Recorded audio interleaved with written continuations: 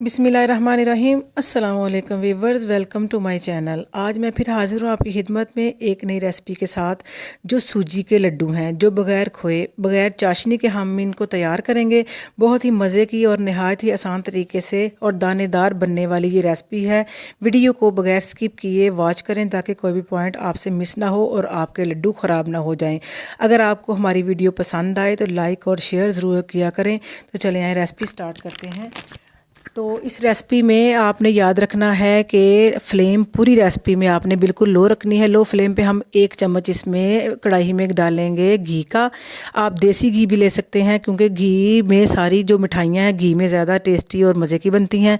और हमने इसमें कुछ बादाम डाले हैं, इनको कट करके हमने डाला है। आप इसमें पिस्ता, काजू और भी ड्राई फ्रूट जो आपको पसंद है आप डाल सकते हैं। हमने सिर्फ इसमें बादाम ही डाले हैं। इनको सिर्फ 1 मिनट रोस्ट करना है, ज़्यादा इसको रोस्ट नहीं करना, इनको सिर्फ क्रंच करना है। अगर ये क्रंच करके हम रोस्ट करके डालेंगे तो लड्डू और भी हमारे मज़े के बनेंगे।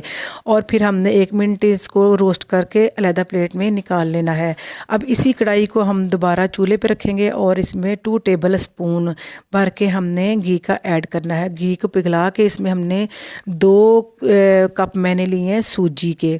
तो आपने घर में कोई भी बर्तन मौजूद है, अगर कप से आप नहीं नापना चाहती, गिलास ले लें, कोई कटोरी ले लें, कुछ ले लें, लेकिन इसको नाप के ही हर चीज़ को इसकी क्वांटिटी रखनी है। मेजरमेंट इसकी नाप के आपने रखनी है। नाप के करेंगे तो आपकी परफेक्ट रेसिपी बनेगी। बिल्कुल स्टेप बाय स्टेप आप मेरे सारी फॉलो करें इसको, तो फिर आपके जैसे हमारे मज़े के बने हैं सूजी के लड्डू, आपके भी इंशाल्लाह इसी तरह से बहुत ही मज़े के बनेंगे और बिल्कुल नरम बनेंगे, सख्त भी नहीं होंगे। तो सूजी को हमने सिर्फ 3-4 मिनट बिल्कुल इसका कच्चापन बस दूर करना है, इसका कलर नहीं चेंज करना। तो स्लो फ्लेम पे हम इसको रोस्ट करेंगे। तो जब 3-4 मिनट रोस्ट करने के बाद खुशबू इसकी बड़ी अच्छी सी सूजी के अंदर से आने लगे तो फिर हम इसके अंदर 3 से 4 चम्मच नारियल का बुरादा इसके अंदर डालेंगे। हमने बाज़ार से ख़रीदा है और आप घर में भी नारियल, सूखा नारियल लेके इसको कद्दूकश करके वो भी इसके अंदर 3-4 चम्मच डाल लें। इसके साथ बड़ा जायका अच्छा बनता है। तो सिर्फ 1 मिनट हमने नारियल का बुरादे को रोस्ट करना है। अगर हम ज़्यादा करेंगे तो वो जल जाएगा और उसका जायका ख़राब हो जाएगा। और 1.5 इसमें मैंने 1.5 कप चीनी का डाला है। तो अगर आप ज़्यादा चीनी रखना चाहते हैं तो आप 2 कप भी डाल सकते हैं। जितना मीठा आपने तेज़ रखना है आप तेज़ कर सकते हैं। मैंने इसके अंदर 1.5 कप चीनी का डाला है, 2 कप इसमें डाले हैं मैंने सूजी के और 1.5 कप चीनी का, और तकरीबन आधा कप मैंने इसके अंदर डाला है दूध का।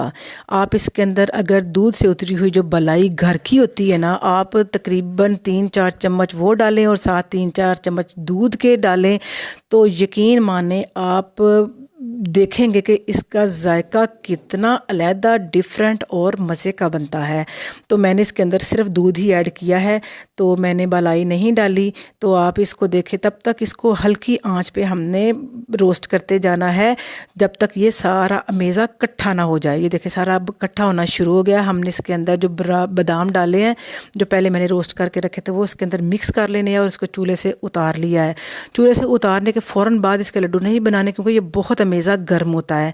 आपने इसको थोड़ा सा ठंडा करके बस इतना नीम गर्म हो कि जो हाथ में आसानी से पकड़ा जाए। इसके लड्डू बनाने हैं और एक एक करके इनको एक साइज़ के आप बना के प्लेट में रखती जाएँ। ये देखिए हमने सारे लड्डू बना लिए हैं, कितने खूबसूरत मज़े के, और यकीन माने इतने नरम है। आप इनको 1-2 महीने भी रख सकते हैं लेकिन ये नरम ऐसे ही रहेंगे, सख्त नहीं होंगे।